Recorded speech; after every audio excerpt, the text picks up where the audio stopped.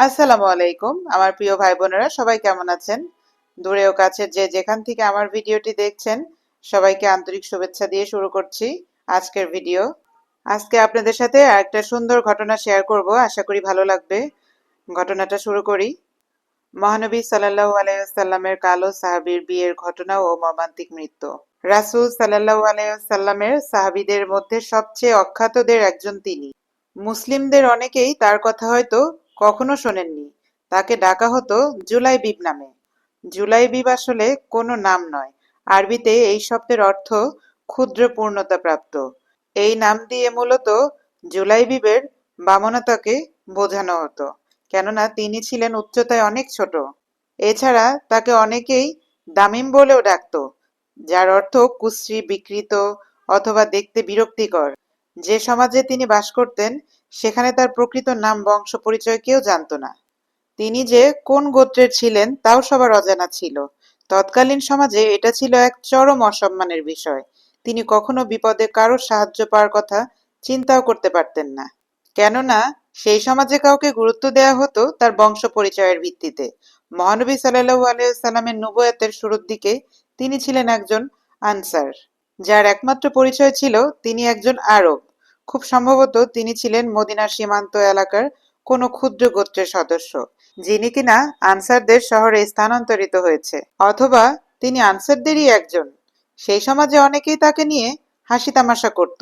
এমনকি আসলাম গোত্রের আবু বারজাহ নামে এক ব্যক্তি তার বাড়িতে জুলাইবিবের প্রবেশ পর্যন্ত নিষিদ্ধ করেছিলেন। কোনো মেয়ে জুলাইবিবকে বিয়ে করার কথা চিন্তাও করত না। সেই সমাজের মানুষের কাছে তিনি সামান্য সাহায্য সহানুভূতিও পেতেন না। কিন্তু মহানবী সাল্লাল্লাহু আলাইহি সাল্লামের দৃষ্টিতে জুলাইবিবের অবস্থান ছিল অনেক উপরে। তিনি তার এই অনুগত সাহাবীর প্রয়োজন, আবেগ, ভালো লাগা সম্পর্কে সচেতন ছিলেন। তিনি জুলাইবিবের কথা চিন্তা করেই একদিন এক আনসারের কাছে গিয়ে বললেন, আমি তোমার মেয়েকে চাই বিয়ের জন্য। আনসার লোকটি খুবই খুশি হলেন এবং বললেন, হে আল্লাহর রাসূল, এ তো খুবই দারুণ ব্যাপার। রাসূল সাল্লাল্লাহু আলাইহি সাল্লাম বললেন, আমি ওকে নিজের জন্য চাই না। ওই লোকটি কিছুটা হতাশ হয়ে জিজ্ঞেস করলেন, হে আল্লাহর রাসূল, তাহলে কার জন্য? রাসূল সাল্লাল্লাহু আলাইহি সাল্লাম উত্তর দিলেন, জুলাইবিবের জন্য। এই কথা শুনে আনসার মনে একটা ধাক্কা খেলেন এবং নিচু গলায় বললেন, আমি এই ব্যাপারে মেয়ের মায়ের সাথে আলোচনা করব। এই বলে লোকটি তার স্ত্রীর কাছে চলে গেলেন এবং সব খুলে বললেন। তার স্ত্রীও তার মতোই জুলাইবিবের সাথে মেয়ের বিয়ের প্রস্তাব শুনে স্তব্ধ হয়ে বললেন, জুলাইবিবের সাথে না, কখনোই না, জুলাইবিবের সাথে না। আল্লাহর শপথ, আমরা আমাদের মেয়েকে জুলাইবিবের সাথে বিয়ে দেব না। তখন সেই আনসার তার স্ত্রী অমতের কথা রাসূল সাল্লাল্লাহু আলাইহি ওয়াসাল্লামকে জানাতে যাওয়ার জন্য উদ্যত হলেন। কিন্তু তার মেয়ে, যিনি কিনা আড়াল থেকে সব শুনেছিলেন, এসে জিজ্ঞেস করলেন, কে তোমাদের আমাকে বিয়ে দিতে বলেছেন? উত্তরে তার মা বললেন, রাসূল সাল্লাল্লাহু আলাইহি ওয়াসাল্লাম তাকে জুলাইবিবের সাথে বিয়ে দিতে অনুরোধ করেছেন।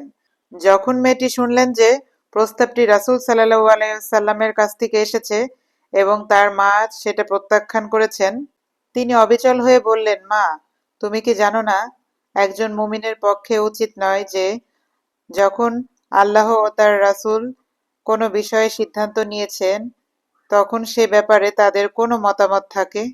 তোমরা কি আল্লাহর রাসূলের অনুরোধ অমান্য করছো? কত উন্নত জুলাইবিবের মর্যাদা যে আল্লাহর রাসূল নিজেই তার পক্ষ থেকে তোমাদের মেয়ের ব্যাপারে প্রস্তাব নিয়ে এসেছেন। তোমরা কি জানো না যে ফেরেশতারা রাসূলের আশিকের পায়ের ধুলাকেও ঈর্ষা করে? আমাকে রাসূল সাল্লাল্লাহু আলাইহি ওয়াসাল্লামের কাছে নিয়ে যাও, তিনি নিশ্চয়ই আমার জন্য ধ্বংস ডেকে আনবেন না। তিনি আরো বললেন, আমি খুবই খুশি মনে নিজেকে নিবেদন করব তাতে, যাতে আল্লাহর রাসূল সাল্লাল্লাহু আলাইহি ওয়াসাল্লাম আমার জন্য ভালো মনে করেন। আল্লাহর রাসূল বিয়ের ব্যাপারে মেয়েটির প্রতিক্রিয়া সম্পর্কে শুনলেন এবং তার সহজ ও সুন্দর জীবনের জন্য আল্লাহর কাছে দোয়া করলেন। বলা হয়ে থাকে, তখন আনসারদের স্ত্রীদের মধ্যে তার ওই মেয়ের চেয়ে বেশি উপযুক্ত স্ত্রী আর কেউ ছিল না। বিয়ের পর জুলাইবিবের শাহাদাতের আগ পর্যন্ত তারা একসাথেই ছিলেন। একদিন এক অভিযানে যাওয়ার প্রস্তুতিকালে জুলাইবিবের শ্বশুর তাকে বললেন, শোনো জুলাইবিব, এটা তো কোনো আবশ্যিক জেহাদ নয়, এটা কেবলই একটা অভিযান। তোমাদের তো মাত্র বিয়ে হলো, তাই তুমি বরং তোমার স্ত্রীর সাথেই সময় কাটাও। জুলাইবিব, যিনি কিনা সারা জীবন দুঃখ গঞ্জনা সয়ে এসে অবশেষে একজন ভালোবাসার মানুষকে পেয়েছেন, তিনি সেই সময় সুখময় নবজীবনের কথা না ভেবেই দ্বিধাহীন চিত্তে শ্বশুরমশাইকে জবাব দিলেন, আব্বাজান, এ কি আশ্চর্যের কথা বললেন আপনি? আল্লাহর রাসূল সাল্লাল্লাহু আলাইহি সাল্লাম যুদ্ধক্ষেত্রে শত্রুর মোকাবেলা করবেন, আর আমি স্ত্রীর সাথে সময় কাটাবো?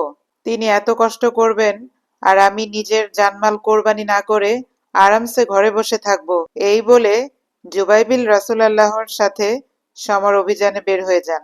সেই অভিযানে তুমুল রক্তক্ষয়ী সংঘর্ষ হয় শত্রুপক্ষের সাথে। যুদ্ধ শেষে রাসূল সাল্লাল্লাহু আলাইহি সাল্লাম সাহাবীদের আদেশ দিলেন, তাদের পরিবার ও পরিজনদের মধ্যে কাকে কাকে পাওয়া যাচ্ছে না খোঁজ নিয়ে দেখতে। সকলেই যার যার হতাহত আত্মীয় স্বজনদের খুঁজে বের করে নবীজির কাছে আসলো। তখন নবীজি অশ্রুসিক্ত নয়নে বললেন, কিন্তু আমি যে আমার প্রাণপ্রিয় জুলাইবিবকে পাচ্ছি না। যাও, তাকে খুঁজে বের করো। তারা জুলাইবিবের ছিন্ন বিচ্ছিন্ন ছোটখাটো দেহটাকে 7 জন শত্রু সৈন্যর লাশের পাশে খুঁজে পেল, যাদের সে কতল করেছে। অবস্থা দেখে বোঝা যাচ্ছে অকুতোভয় এই সাহাবী বীর বিক্রমে যুদ্ধ করতে করতে সেই 7 কাফেরকে জাহান্নামে পাঠিয়ে নিজেও পান করেছে শাহাদাতের অমিয় সুধা। খবর পেয়ে আল্লাহর রাসূল সাল্লাল্লাহু আলাইহি সাল্লাম তার লাশের পাশে এসে দাঁড়ালেন। তারপর বললেন, সে 7 জনকে হত্যা করেছেন, তারপর শহীদ হয়েছেন জুলাইবিব আমার জন্য, আমি তার জন্য। রাসূল সাল্লাল্লাহু আলাইহি সাল্লাম এই একই কথা 3 বার বললেন।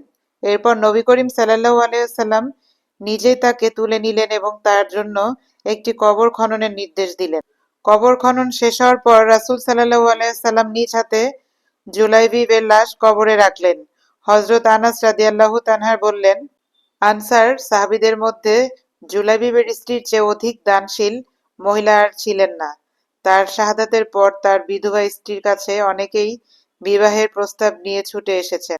কিছুটা দূরে সাহাবীরা দাঁড়িয়ে অঝর নয়নে অশ্রু বিসর্জন দিচ্ছিল আর বলছিল, আমাদের পিতামাতা তোমাদের জন্য কুরবান হোক।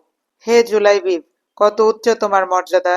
এভাবেই সমাজ্যত ভাগ্যাহত এক কদাকার বামন শুধুমাত্র আল্লাহ ও তার রাসূলকে ভালোবাসার কারণে চূড়ান্ত স্তরের সম্মান ও মর্যাদা ভূষিত হলেন। এই ঘটনাটা শুনে আপনাদের কেমন লেগেছে অবশ্যই আমাকে জানাবেন। আর সবাই ভালো থাকবেন। আজ এই পর্যন্তই শেষ করছি। আল্লাহ হাফেজ।